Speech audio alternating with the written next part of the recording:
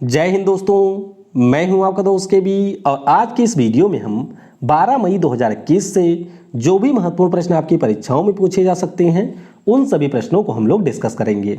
तो पूरा वीडियो बहुत ही ध्यान से देखिएगा। इस वीडियो की जो PDF फाइल होगी वह आपको टेलीग्राम चैनल केवी गुरुजी या फिर kvguruji.in के ऊपर मिल जाएगी। तो वहां से आप इसके PDF को डाउनलोड कर सकते हैं। तो चलिए इस वीडियो की हम शुरुआत करते हैं। पहला प्रश्न है कि मई 2021 में राष्ट्रीय प्रौद्योगिकी दिवस कब मनाया गया। तो इस दिवस की अगर हम लोग बात करते हैं तो 11 मई को यह दिवस हर साल मनाया जाता है, यानी कि इस प्रश्न का ऑप्शन नंबर ए हो जाएगा करेक्ट।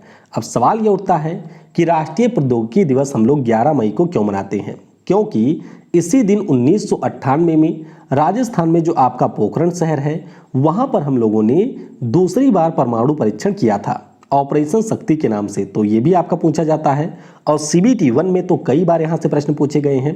ध्यान रखिएगा कि इससे पहले हम लोगों ने 18 मई 1974 में स्माइलिंग बुद्धा कोड नाम से पोखरण 1 किया था, यानी कि पहली बार परीक्षण हम लोगों ने 18 मई 1974 को किया था।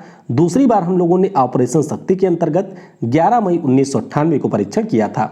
और अगर आपसे पूछा जाए कि भारत में नाभिकीय प्रोग्राम के जनक कौन है तो होमी जहांगीर भाभा ये हमारे भारत में नाभिकीय प्रोग्राम के जनक माने जाते हैं। तो इतनी सारी चीजें आपको यहां से याद रखनी है। वीडियो में हम लोग आगे बढ़ें उससे पहले मैं आपको बता दूं कि अगर अभी तक आप लोगों ने मुझे अनअकैडमी के ऊपर फॉलो नहीं किया है तो नीचे आपको मेरी प्रोफाइल की लिंक मिल जाएगी, उसके ऊपर क्लिक करके आप मुझे अनअकैडमी के ऊपर फॉलो कर सकते हैं।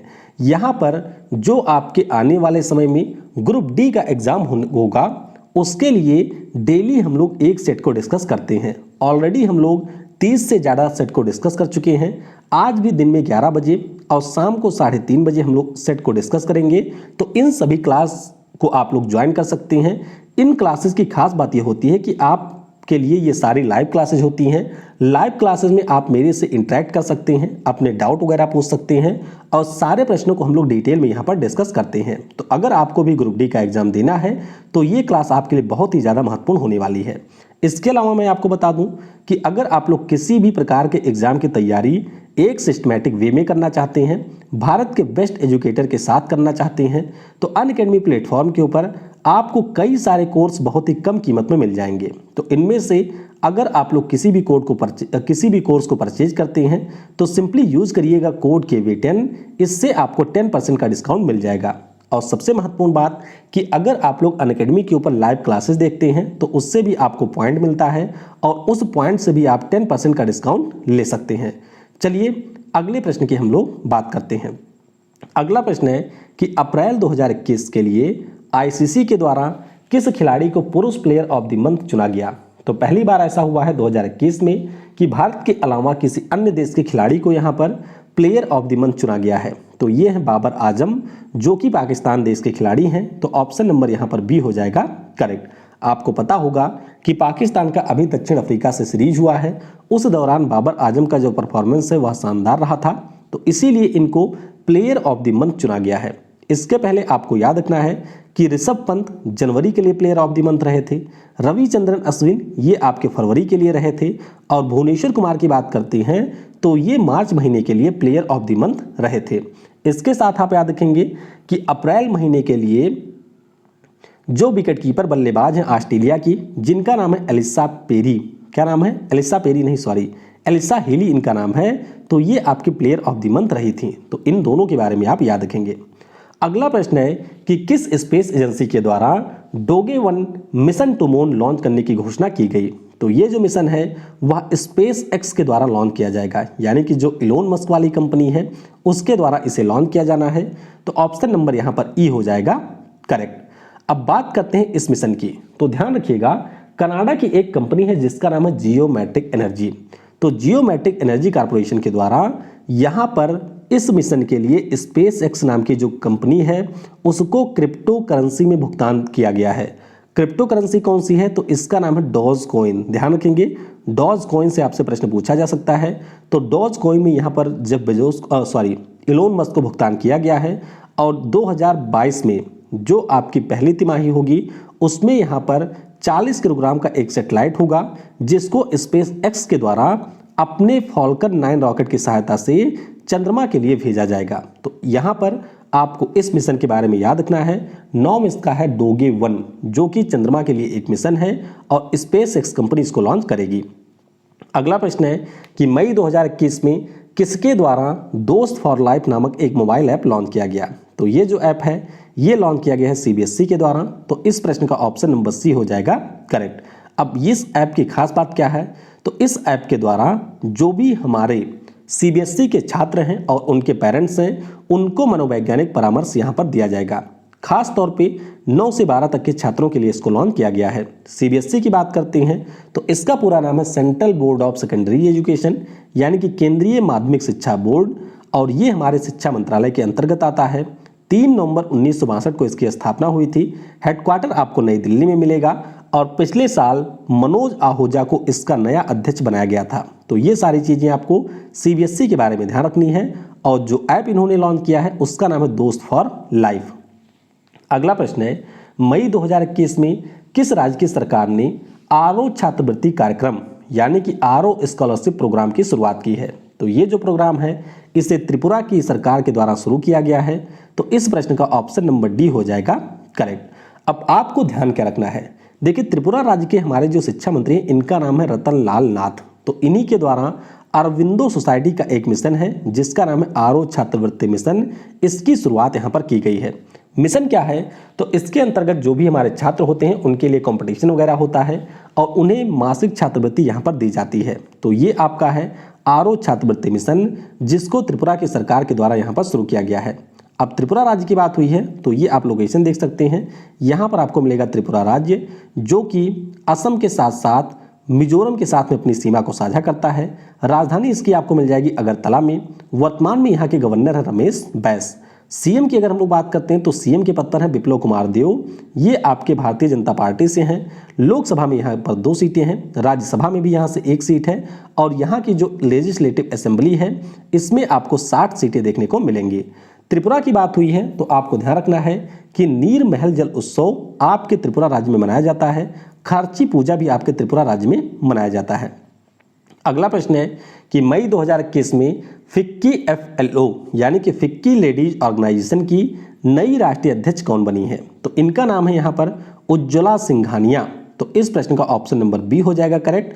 और जानवी फूकन जो कि पिछले साल एफएलओ की अध्यक्ष बनी थी, उनके स्थान पर उज्ज्वला सिंघानिया यहाँ पर नई अध्यक्ष बन गई हैं। तो ऑप्शन नंबर आपका बी हो जाएगा करेक्ट। ये आप देख सकते हैं, ये है उज्ज्वला सिंघानिया। वैसे अगर हम लोग फिक्की की बात करते हैं तो इसका पूरा नाम है federation of Indian chambers of commerce and industry. 1927 में घनश्याम दास बिरला जी के द्वारा इसकी स्थापना हुई थी। मुख्यालय आपको नई दिल्ली में मिलेगा और पिछले साल उदय शंकर इसके नए अध्यक्ष बने थे संगीता रेड्डी के स्थान पर। अगला प्रश्न है मई 2021 में किस बैंक ने कॉमन सर्विस सेंटर डिजिटल सेवा पोर्टल के ऊपर चैटबोट जिसका नाम है ईवा इसको लॉन्च किया? तो ईवा चैटबोट के बारे में आपको पता होगा, ये एचडीएफसी बैंक का है, यानी कि इस प्रश्न का ऑप्शन नंबर बी हो जाएगा करेक्ट। अब ये जो आपका चैटबोट है काम क्या करेगा? तो जो हमारे ग्रामीण क्षेत्र हैं वहाँ पर लोगों को ग्रामीण बैंकिंग सेवाएं प्रदान की जाएगी। इसके अलावा जो भी हमारे ग्रामीण स्तर के उद्यमी हैं उनको भी यहाँ पर इस चैटबोट के माध्यम से सहायता मिलेगी। एचडीएफसी बैंक की बात करते हैं तो स्थापना इसकी 1994 में हुई थी। मुख्यालय आपको मुंबई में मिल जाएगा। एमडी और सीईओ पिछले साल बने थे शशिधर जगदीशन। और जब भी एचडीएफसी बैंक की बात हो तो आपको ध्यान रखना है कि इसके पहले सीईओ थे आदित्य पुरी और इनके पास में ये रिकॉर्ड है कि भारत के किसी भी बैंक में सबसे अधिक समय तक एमडी और सीईओ के रूप में इन्होंने कार्य किया है। कुछ समय पहले ही मैंने आपको बताया था कि जो हमारे यहाँ पर रिजर्व बैंक ऑफ इंडिया है, इन्होंने ये प्रावधान कर दिया है कि जो भी हमारे प्राइवेट सेक्टर के बैंक होंगे उनके जो एमडी और सीईओ होंगे वे अधिकतम 15 वर्षों के लिए रहेंगे। ऐसा प्रोविजन इन्होंने फिक्स कर दिया है। अगला प्रश्न है मई 2021 में 15वां शेख जायद बुक पुरस्कार जीतने वाली पहली भारतीय कौन बनी? तो इनका नाम है डॉक्टर ताहिरा कुतुबुद्दीन। कुतुबुद्दीन ऐबक की ये वंशज नहीं है, ये आपको ध्यान रखना है। नाम इनका है डॉक्टर ताहिरा कुतुबुद्दीन। तो इस प्रश्न का ऑप्शन नंबर डी हो जाएगा करेक्ट। अब सवाल ये उठता है कि ताहिरा कुतुबुद्दीन कौन है? तो इनकी अगर हम लोग बात करते हैं तो शिकागो विश्वविद्यालय में अरबी भाषा की ये प्रोफेसर हैं। और अगर हम लोग यहाँ पर शेख जायद बुक पुरस्कार की बात करते हैं तो इसे अरब वर्ल्ड का नोबेल पुरस्कार भी कहा जाता है। तो यहाँ पर ताहिरा कुतुबुद्दीन जी के द्वारा एक पुस्तक लिखी गई थी जिसका नाम था Arabic oration art and function, और इसी के लिए इनको ये पुरस्कार दिया गया है। अगला प्रश्न है, मई 2021 में भारतीय मूल के किस इम्यूनोलॉजिस्ट को राष्ट्रीय विज्ञान अकादमी यानी कि नेशनल अकादमी ऑफ साइंस के लिए चुना गया है? तो इनका नाम है यहाँ पर शंकर घोष। तो इस प्रश्न का ऑप्शन नंबर बी हो जाएगा करेक्ट। अब आपको पहले ये ध्यान रखना है कि जो नेशनल अकादमी ऑफ साइंस है ये आपको मिलेगा यूएसए में। कहाँ पर है? यूएसए में है। यूएसए के जो हमारे अश्वेत राष्ट्रपति थे अब्राहम लिंकन साहब, उनके द्वारा 1863 में इसकी स्थापना की गई थी। तो हमारे जो भारतीय मूल के हैं शंकर घोष जी, इनके द्वारा जो भी शोध कार्य किए गए या जो भी इनकी महत्वपूर्ण उपलब्धियां रही थीं उसके लिए इनका चयन राष्ट्रीय विज्ञान अकादमी में यहाँ पर किया गया है। अगला प्रश्न है, मई 2021 में प्रकाशित पुस्तक life in a clock tower valley, इसके लेखक कौन है? तो जम्मू कश्मीर के इतिहास के ऊपर लिखी गई ये पुस्तक है। इसके राइटर हैं शकूर राथेर। क्या नाम है? शकूर राथेर इनका नाम है। तो ऑप्शन नंबर आपका ए हो जाएगा यहाँ पर करेक्ट। अगला प्रश्न जो कि बहुत ही ज़्यादा महत्वपूर्ण है कि मई 2021 में विक्रम साराभाई अंतरिक्ष केंद्र के द्वारा किस नाम से वेंटिलेटर व ऑक्सीजन कंसंट्रेटर बनाया गया? तो यहाँ पर कुल मिलाकर के 3 नामों से इन्हें बनाया गया है। एक तो आपका है प्राण, दूसरा आपका है स्वस्थ, तीसरा यहाँ पर है वायु। तो इस प्रश्न का ऑप्शन नंबर यहाँ पर डी हो जाएगा करेक्ट। क्या होगा?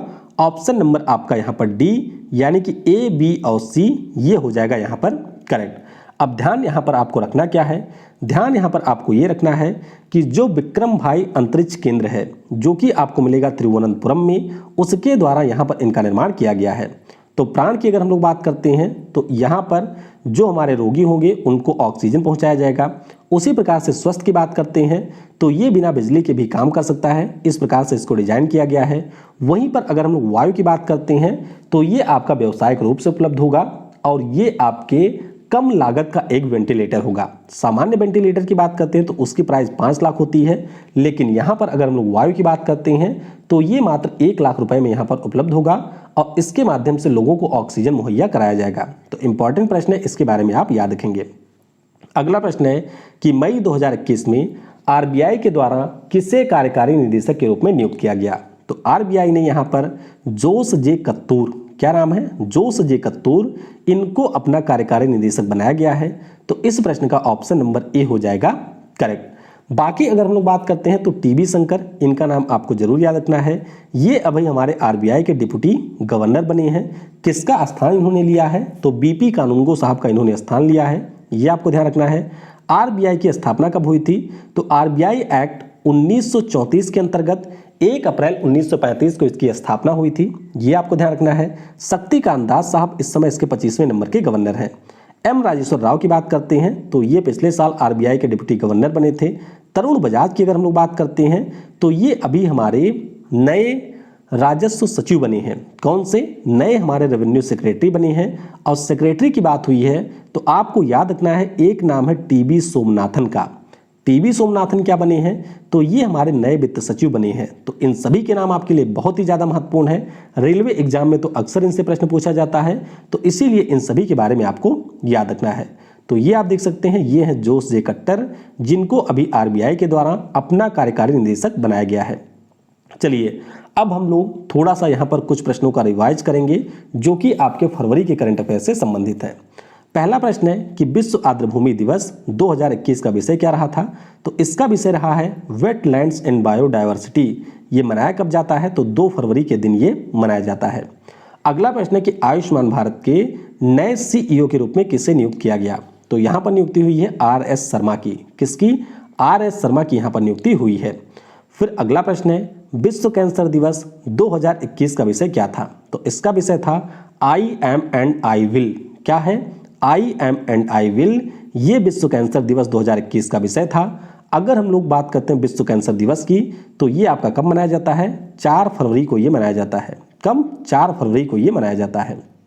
अगला प्रश्न है कि फरवरी 2021 में ब्रॉडकास्टिंग कंटेंट कंप्लेंट काउंसिल की नई अध्यक्ष कौन बनी है? तो इनका नाम है गीता मित्तल, जो कि आपके जम्मू कश्मीर राज्य की मुख्य न्यायाधीश रही थी। तो ये आपके ब्रॉडकास्टिंग कंटेंट कंप्लेंट्स काउंसिल की नई यहाँ पर अध्यक्ष बन गई हैं। अगला प्रश्न है कि चाय बगीचा धन पुरस्कार जो योजना है ये आपके किस राज्य की योजना है? तो ये आपके असम राज्य की सरकार के द्वारा शुरू की गई है। और आपको ध्यान रखना है कि चाय के उत्पादन में असम हमारे देश में पहले स्थान पे है। एक यहाँ की चाय है गोल्डन जो कि 75,000 रुपये प्रति किलोग्राम के हिसाब से भी बिकती है। आखिरी प्रश्न है कि स्पेयर किस अंतरिक्ष एजेंसी का एक मिशन है? तो ये आपकी जो स्पेस एजेंसी है नासा उसका मिशन है, नाम इसका है स्पेयर्स। चलते चलते आपके लिए एक प्रश्न है, नीचे आप लोग कमेंट में बताइएगा कि नासा के अभी हमारे नए अध्यक्ष बन गए हैं यानी कि इसके नए प्रशासक बने हैं, तो उनका नाम क्या है? तो ये आपको नीचे कमेंट में बताना है। बाकी अनअकैडमी के ऊपर आप लोग मुझे जरूर फॉलो कर लीजिएगा। अगर आपको आने वाले समय में ग्रुप डी के लिए करंट अफेयर साइंस की तैयारी करनी है, इसके अलावा CBT 2 के लिए अगर आपको स्टैटिक जीके की तैयारी करनी है, तो आप लोग अनअकैडमी के ऊपर मुझे फॉलो जरूर कर लें। जो क्लासेज यहाँ पर होती हैं उससे बेस्ट क्लास आपको कहीं पर नहीं मिलेगी, क्योंकि पूरे डिटेल में हम लोग करंट अफेयर के जो उस समय के प्रश्न थे उन्हें भी डिस्कस करते हैं, वर्तमान में भी उससे जुड़े हुए प्रश्नों को डिस्कस करते हैं। तो उन क्लास को आप लोग जरूर ज्वाइन करिएगा। Thanks for watching. जय हिंद, जय भारत, और सबसे जरूरी, पढ़ेगा भारत तो बढ़ेगा भारत।